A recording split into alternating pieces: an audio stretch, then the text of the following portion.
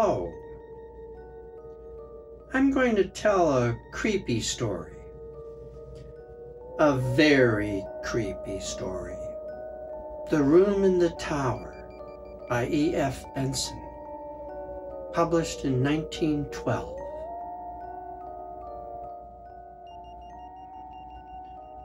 I was 16 when I first had the dream.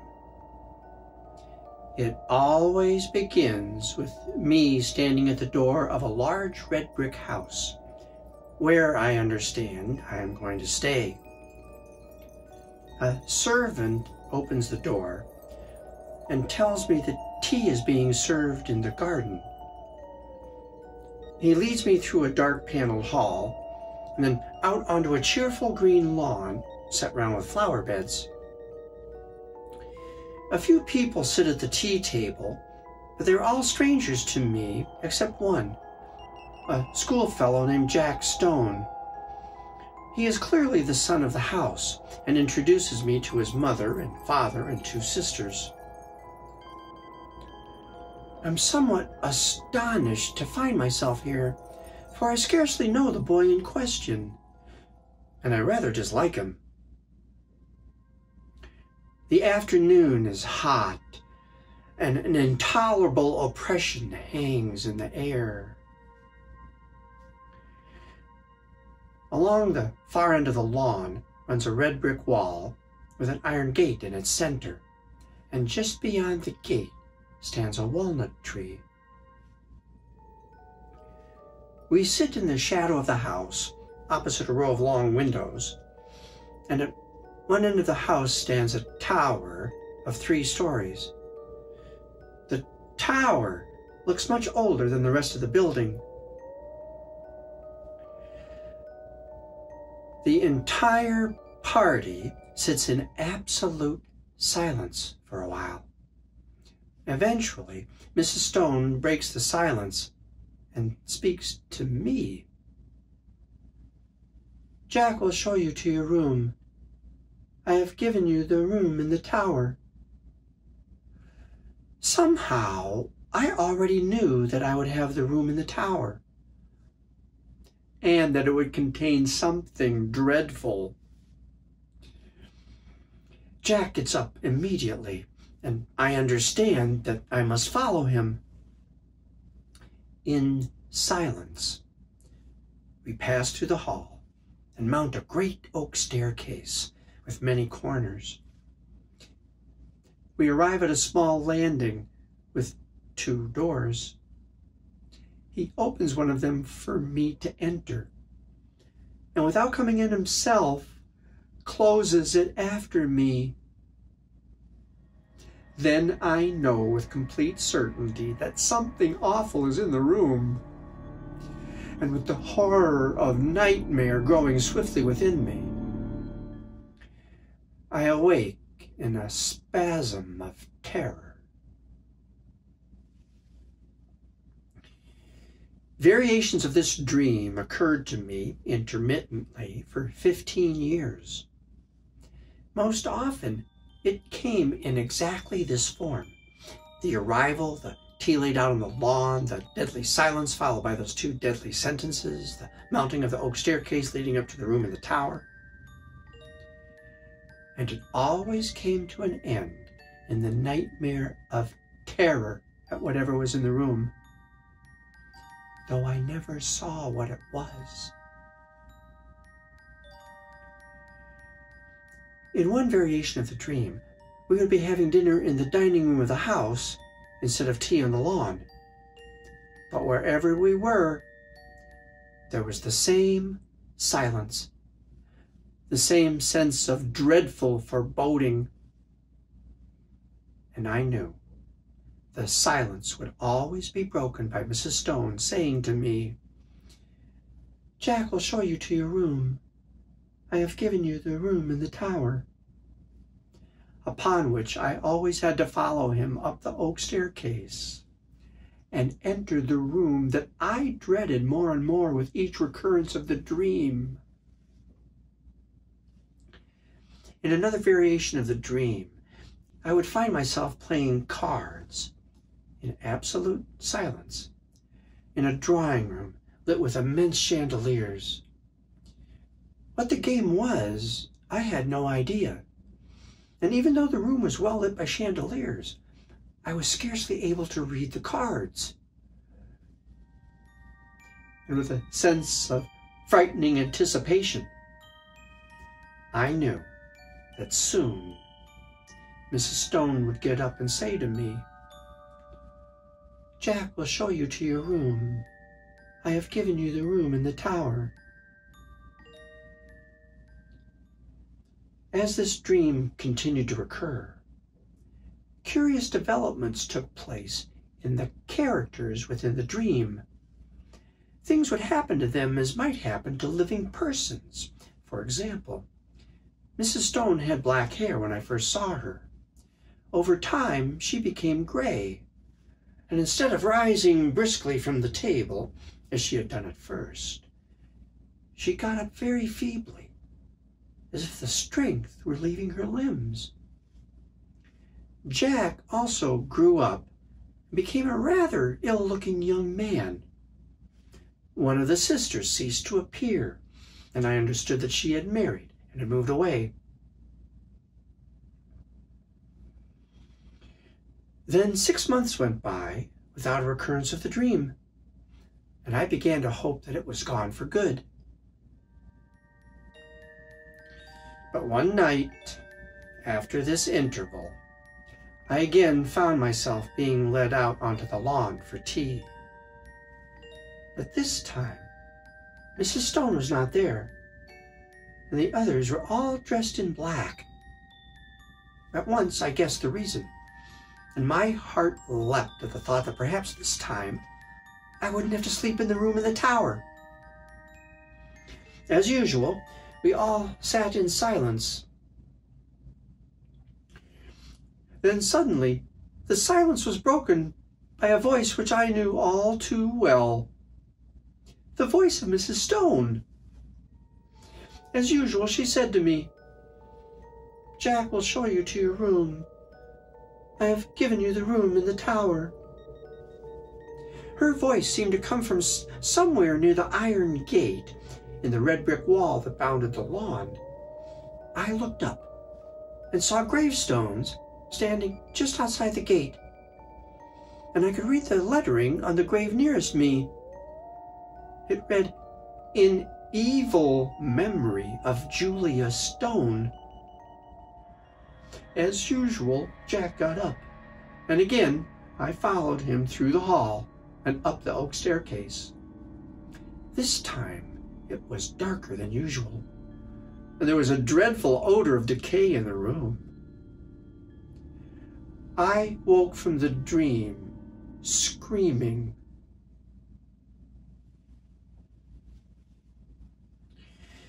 This dream, with the variations I have mentioned, went on at intervals for 15 years, as I said. Sometimes I dreamed it 2 or 3 nights in succession, but on average, I would say I dreamed it maybe once a month.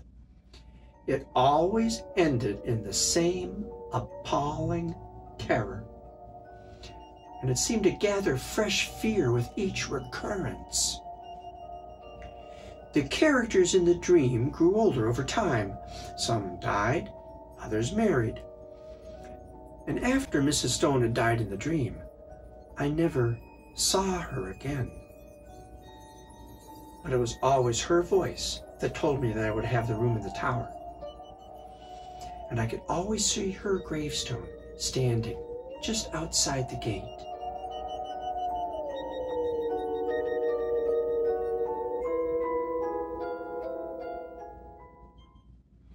Then one summer, something astounding happened. I went to stay with a friend, John Clifton, who had taken a summer house in Sussex. John met me at the train station with his motor car. We spent the day playing golf, and then late in the afternoon drove about 10 miles to his house. As we drove, the weather changed. it became very stagnant and oppressive. I felt that sense of apprehension one feels just before a thunderstorm. I fell asleep in the car and awoke only when the motor stopped. With a sudden mix of fear and curiosity, I found myself looking at the house from my dream. As we entered the doorway, I was half wondering whether I was dreaming again. We went through an oak-paneled hall, and then out onto the lawn where tea was laid in the shadow of the house. The lawn was set round with flower beds and bounded on one side by a red brick wall with an iron gate in its center. Just beyond the gate stood a walnut tree.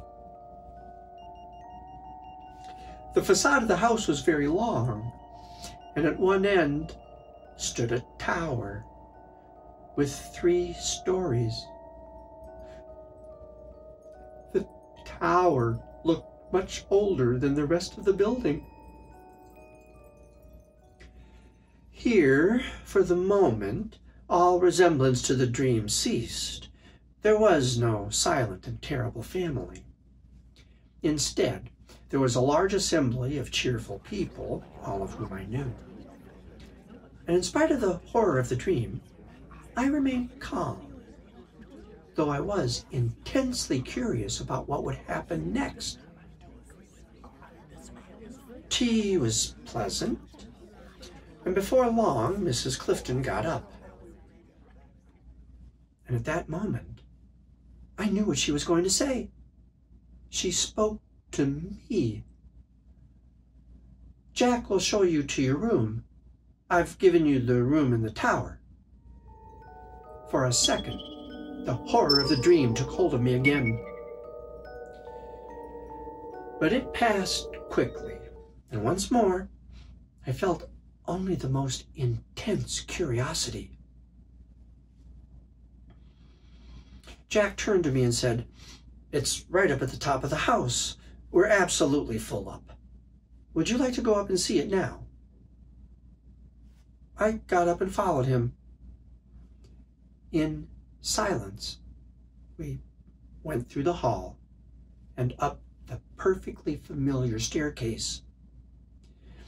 Then he opened the door, and I entered the room. And at that moment, sheer, irrational terror consumed me. I didn't know what I feared. I simply feared. Then, like a sudden recollection, I knew what I feared. I feared Mrs. Stone, whose grave I had seen so often in my dreams. The grave with the sinister inscription, "In evil memory." The grave just beyond the lawn which now lay below my window. Then once more, the fear was gone. I looked around the room and saw that nothing had been changed from the room in my dream, which I knew so well. The bed along the wall, the fireplace, the small bookcase, the 2 lattice-pane windows, and the dressing table. My luggage had already been unpacked, and my dinner clothes were spread out on the bed. Then I saw something that I had never seen in any of my dreams. A life-sized oil painting of Mrs. Stone. It hung beside the bed. As I looked at the painting, the horror of nightmare seized me once more. The painting represented Mrs. Stone as I had seen her last in my dreams. Old and withered and white-haired. But in spite of her withered body, her narrow eyes beamed with unimaginable evil. The whole face exuded some appalling mirth. Then I heard a tap at the door and nearly jumped. John Clifton entered. "Got everything you want?" "Rather more than I want," I said, pointing to the painting. He laughed. "Yes, it is rather unpleasant, isn't it? I can imagine getting a nightmare if I went to sleep with that by my bed. I'll have it removed if you like." I replied, "I really wish you would." He rang the bell, and with the help of a servant, we removed the painting, carried it onto the landing, and put it with its face to the wall. After dinner, the heat and oppression of the air increased noticeably. For some time, most of the party, including John Clifton and myself, sat outside on the lawn where we had had tea. The sky was absolutely dark. Our assembly gradually thinned as some went up to bed and others dispersed to the smoking room. By 11 o'clock, my host and I were the only two left. John stood up and said, "Now you'll see something rather odd." His dog, an Irish terrier, had come out of the house as we talked. The door behind us was open, and light from the house shone across the lawn, up to the iron gate, and beyond to the walnut tree. The dog was growling, as if he was about to spring at something. He raced up to the iron gate, stood there for a moment, staring through the bars, still growling. Then he suddenly lost his courage, gave one long howl, and scuttled back to the house. John explained, "He does this a few times a day. It's as if he sees something that he both hates and fears." We turned back to the house just as it started to rain. As I went to bed, the last thing I looked at before putting out the candle was the empty space on the wall where the portrait had been. Most of the wallpaper had faded, but the space where the portrait had been was still its original dark red. I blew out the candle and fell asleep. I awoke suddenly in the middle of the night and sat bolt upright in bed. It was absolutely pitch dark. I knew exactly where I was, in the room I had dreaded in my dreams. But no horror from my dreams approached the fear that now invaded my body. Thunder crackled just above the house, and my heart was racing. But I knew I was not awakened by a flash of lightning. I knew something was in the room. Instinctively, I put out my right hand to keep it away. My hand was near the wall, and my fingers felt the edge of a picture frame hanging close to me. I sprang out of bed, upsetting the small table that stood beside it, and I heard the candle and matches clatter to the floor. But for the moment, there was no need of light, for a blinding flash of lightning showed me what was hanging next to my bed. The painting of Mrs. Stone. The room instantly went dark again. But in that flash, I also saw a figure leaning over the end of my bed, watching me. It was dressed in some close-clinging white garment, spotted and stained with mold. And the face was the same as the face in the painting. Thunder cracked and roared overhead, and when it ceased, the night became deathly still. I heard the rustle of movement coming near me, and an odor of decaying flesh filled the room. I was frozen with fear. Then I felt a hand touching the side of my neck, and beside my ear, I heard very quick breathing. Then a familiar voice spoke to me. I knew you would come to the room in the tower. I have been waiting for you, waiting for a long time. And at last you have come. Tonight I shall feast, and before long we shall feast together. The quick breathing came closer. I could feel it on my neck. At that moment, the terror that had paralyzed me gave way to the fierce instinct of self-preservation. I hit wildly with both arms, then heard a little squeal, and something got beside me with a thud. I took a couple of steps, nearly tripping over whatever it was. By sheer luck, I found the handle of the door, and in another second I ran out onto the landing and banged the door behind me. Almost at the same moment, I heard a door somewhere below, and John Clifton came running upstairs, candle in hand. "What is it?" he asked. "I heard a sound and—" "Good heavens, there's blood on your shoulder." I stood there, white as a sheet, with blood on my shoulder and the outline of a hand. "She's in there," I said, pointing to the room. "And the painting is in there too, hanging on the wall." My hand was shaking. At this he laughed.